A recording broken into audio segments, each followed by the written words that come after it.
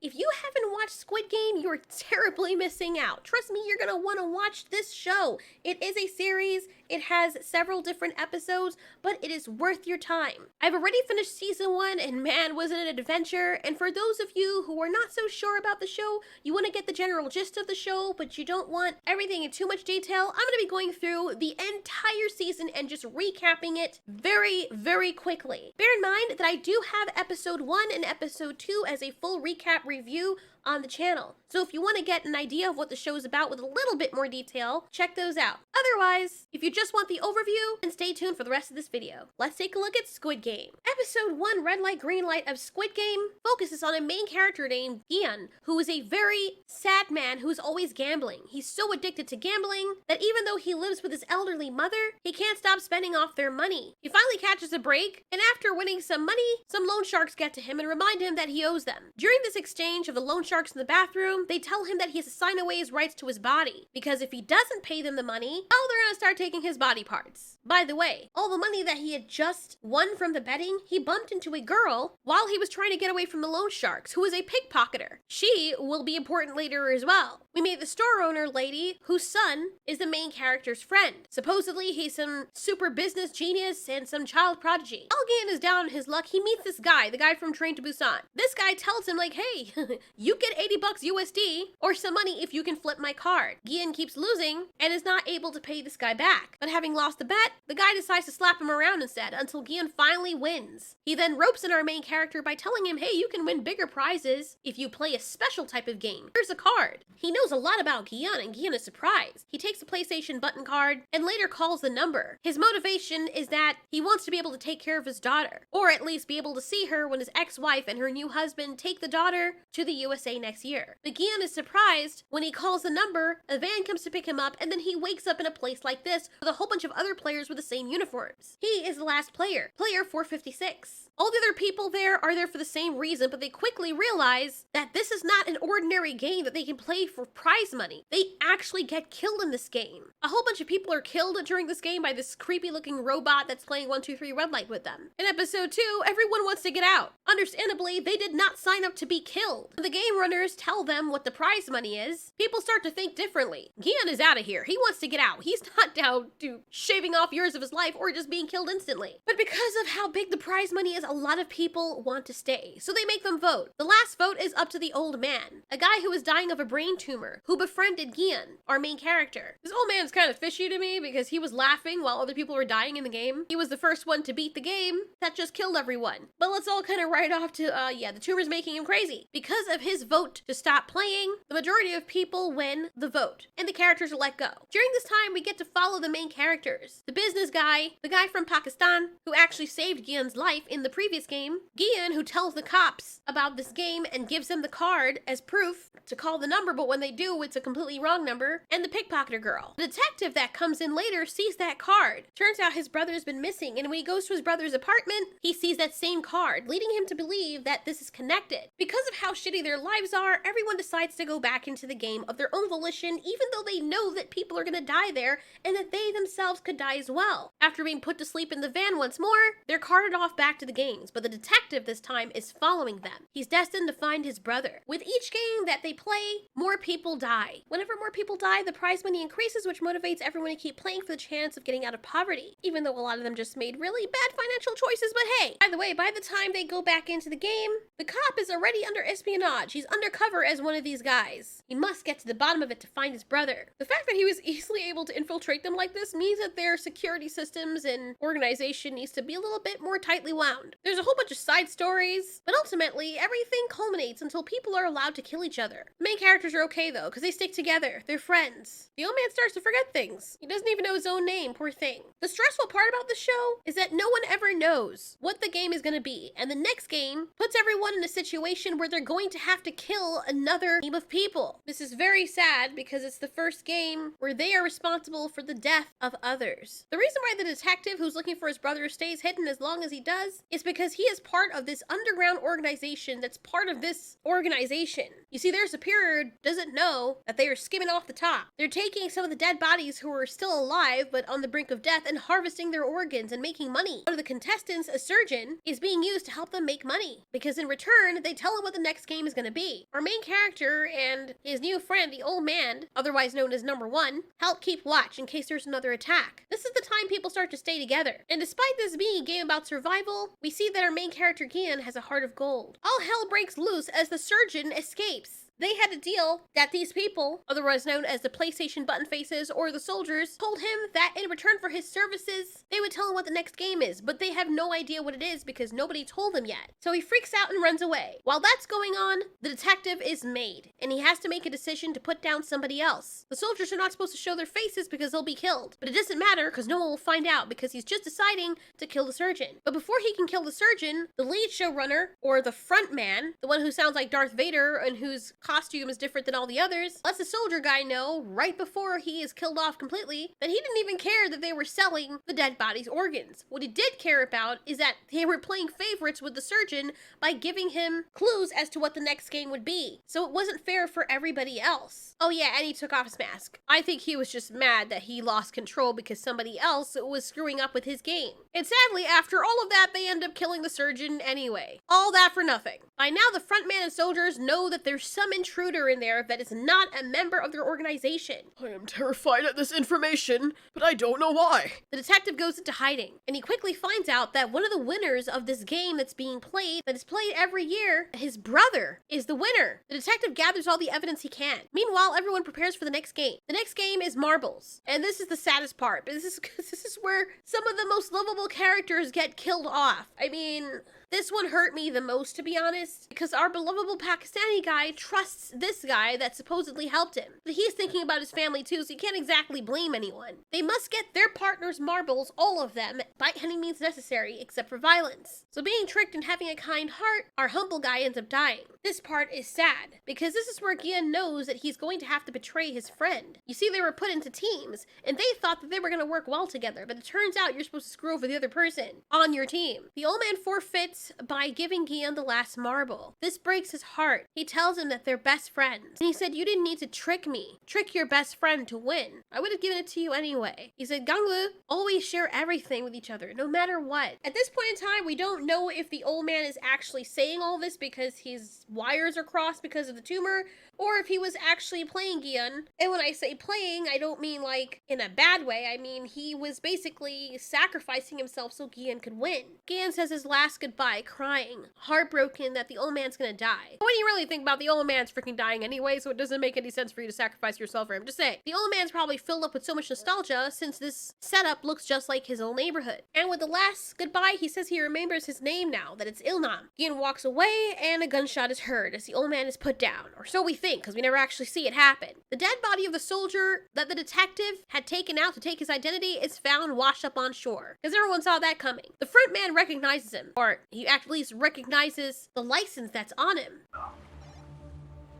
Looking at him, even though he still has his mask on, there's a little bit of jittery shaking in there, which everybody by now, I mean, you're watching this, you know there's gonna be spoilers. But by now, everyone should have guessed that this guy wearing this mask is that detective's brother. That's the person he's looking for. It's pretty predictable. The front man talks to who we think is the owner, and when he takes his mask off and we see the hands, I recognize those old ass hands. And I'm thinking to myself, is this bitch the old man that Gian made friends with, that was playing the game with them? Did he pull a saw? Of course he did, because this movie seems to be heavily inspired by that and some other Japanese movie. So I would not be surprised if this dude is the old man that everyone has grown to love. By now, I'm like 98% sure. Around this time, the VIPs arrive. These are all very rich people who apparently are paying to spectate this game, and they've come not because they want to watch it on a screen, but because they want to see it happen in person. These people don't care that people are dying. As they're cracking jokes, they are shown what the next game is. Honestly, if some of these games were like a life and death situation, they'd be hella fun.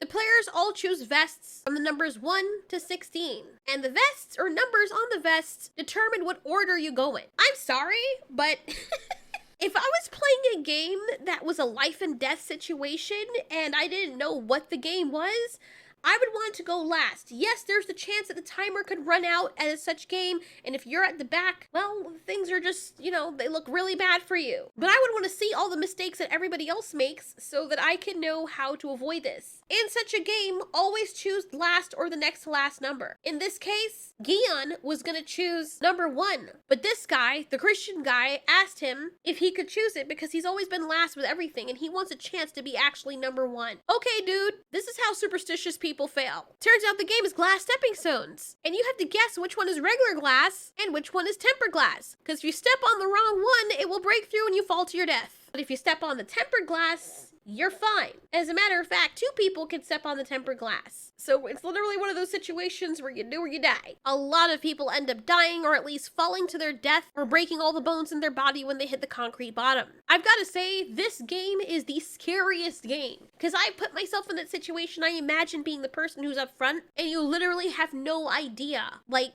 God. People start wasting time praying to their God. Then it becomes all about survival. The big gangster guy that's always been a problem to a lot of people dares people to come and throw him off. He knows what's up, and he doesn't want to be the guinea pig for other people being able to survive if he makes a mistake. Meanwhile, our detective is pretending to be a waitress, but this guy keeps on harassing him, telling him to remove his mask or he'll kill him instead of his superiors, which is unfair. Then he's like, look dude, I can take you someplace private if you want. And of course the old disgusting man is like, alright, sure. So rude, you're gonna take someone against their will just because ugh. The front man looks like he suspects something, but he doesn't want to let on to the other VIP members because, he's depending on their money. I actually thought the detective was gonna go down on him, and he's like, no, I'm not doing that shit. He threatens him and tells him that he'll kill him if he doesn't tell him everything about the game. This is after the detective grabs and twists his balls. I was cracking up. He also takes a video of the guy saying so as a confession. The gangster guy is finally killed off by the woman that he crossed. With the timer going down, they have to make a quick decision. They talk about fairness, but when someone uses their skill to try and get across the game,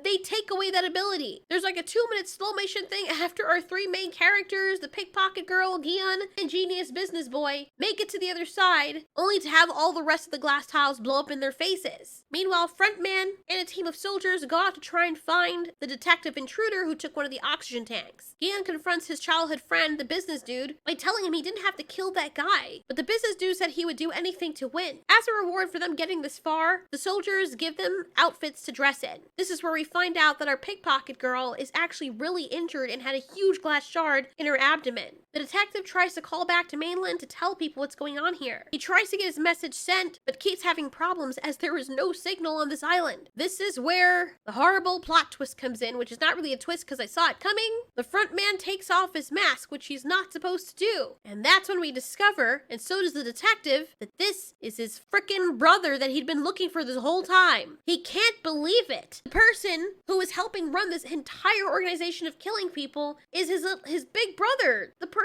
he loves so much. He looks so familiar. Who is this guy? Oh my god, I've seen him so many times. You can tell his big brother is hurt and doesn't want to hurt him. He tells him to come with him, possibly offering the detective a way out. But being the policeman that he is, he's like, no bro, you're freaking crazy. How could you do this? Unfortunately, he makes the decision to kill his brother. He can't risk everything. And it looks like he shot his brother in the heart or a little bit above it. This obviously affected him greatly. After the dinner, the pickpocket girl wasn't even able to completely finish. The soldiers all gave them these steak knives. Basically, the idea is, you can kill each other right here, right now if you want. We're not stopping you, but they choose not to. Gian is so mad, and he wants to protect his friend, the pickpocket girl. So as the business guy starts to doze off and his knife falls out of his hand, Gian sneaks upon him. But the girl cries and tells him that that's not you. You're a good person. You're not like the others. You don't kill people. Don't do it. So Gian doesn't do it. As a matter of fact, he turns back and realizes that his friend has lost a lot of blood. He didn't even realize she was that injured. As Gian calls out for help, the only time the soldiers open is when they know someone's been dead. Gian turns around and realizes that business genius dude killed her. So heartbreaking. The last game is actually the Squid Game. Gian and business dude must fight each other to survive. Gian had the choice to kill business dude, but he chose not to. All he had to do was step in the base, but Gian turns around, seeing his friend on the floor. He comes back, getting ready to even forfeit the game so they can both walk away. He reminds them of the rules that they're able to end the game when they want if the majority agrees. Business Dude starts to feel intense remorse for what he's done and who he's become. Not wanting Gian or either of them to walk away with nothing, he sacrifices himself by killing himself, stabbing himself in the neck with a knife so that Gian can walk away, and he asks Gian to take care of his mother, just as Pickpocket Girl had asked Gian to take care of the boy, her brother who she promised she'd take care of and help find their mother. Gian is the winner of $38 million. They drop him off with a credit card in his mouth with all that money on it. I'm just wondering, if he loses the credit card, like, do they give him another one? Like, does he call him up and he's like, excuse me, that credit card you gave me with my money that I won, I lost that one, so, like, can I get another one though? To make matters worse, Gian goes home and finds that his mother had been dead for days, or at least dead very recently. He got all that money and couldn't even help her. He still has all that money sitting in the bank. People treat him like he's a celebrity, but he's got that John Wick look down. And for 1 year, after 1 year, he's still living like he's impoverished. As he's sitting by a lakeside, he gets an invitation on one of those cards, and it's Ilnam, the guy, the old man that we all suspected was behind this. Of course, Gian is furious. The old man had seen some dude on the sidewalk outside the building who was drunk and who was going to freeze to death, and made a bet that if by midnight no one comes to help, then he wins. But if someone does come to help, then Gian wins. I don't think there's an actual bet being made here, but what he was trying to prove is that there's no good in the world after seeing what people are willing to do for their own interests. Gian, being one of the good ones, believes that somebody will help, and the person who had gone up to him and looked at him and left had actually gone to get the police. There is humanity left, and by midnight, the old man is dead. The old man had also told Gian, don't feel guilty about spending that money. As for the reason the old man was one of the players is because he wanted to have as much fun watching as playing, which was a huge risk. I mean, he was dying anyway, but one of those players could have easily killed him. Gian dyes his hair red. I don't know why. He finds Pickpocket's girl little brother. He can't answer the little boy as to where his sister is, but he just says they were friends. He drops off Pickpocket Girl's little brother to the business dude's mother. Funny, in that way, they're kind of connected even though both those people are dead. The little boy finally gets a family and someone to take care of him, and the old woman who missed her son very much, who doesn't even know that her son is dead, because Gian can't bring it to tell her. What is he going to tell her? She's going to ask a whole bunch of questions. She gets a son in return that will hopefully make better decisions than her son did. When she looks inside the luggage that Gian left, she sees all this money and calls out for Gian to come back. Meanwhile, I'm screaming, lady, don't leave. A suitcase full of a wad of cash right beside a little boy and walk away. She keeps calling for Gian, but he's already gone. Gian is ready to get in the airport to go see his daughter. I guess he finally started using the money and he's going to just live his life normally and stay away from gambling. But then he sees something. On the other side of the station to go to the airport, he sees Train to Busan guy.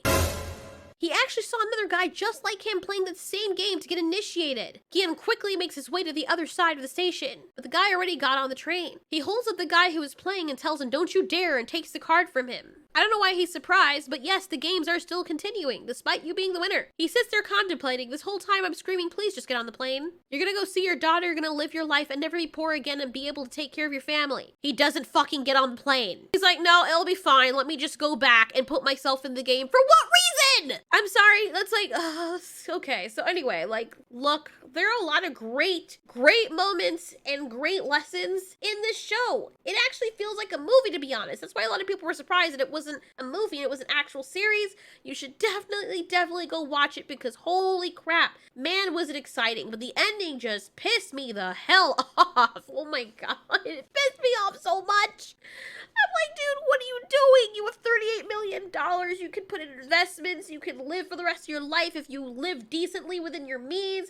But no, you decide that, you know what? I'm just gonna freaking go back in the game because, you know, reasons. Holy moly, never has an ending of a freaking show made me so stressed. But whatever. That was Squid Game. Go ahead, go give it a watch. It is totally worth it. It was amazing. Some people were saying that this show ripped off of another Japanese show or movie. It's probably the case, but I mean, come on now. Hunger Games ripped off Battle Royale, so. But there's a difference between inspiration and plagiarism, and now I'm actually really interested to see what the original was. I'm gonna go look that up. Oh dear me. As the gods will, which follows a similar plot. Okay, so the person denied that he did that, but honestly, if your thing is successful and people are accusing you of ripping it off as a big director, are you going to admit it? Probably not. Regardless, it was good, and I will be watching that other one too. Thanks so much for watching. This has been Ultiori. You ask, we answer.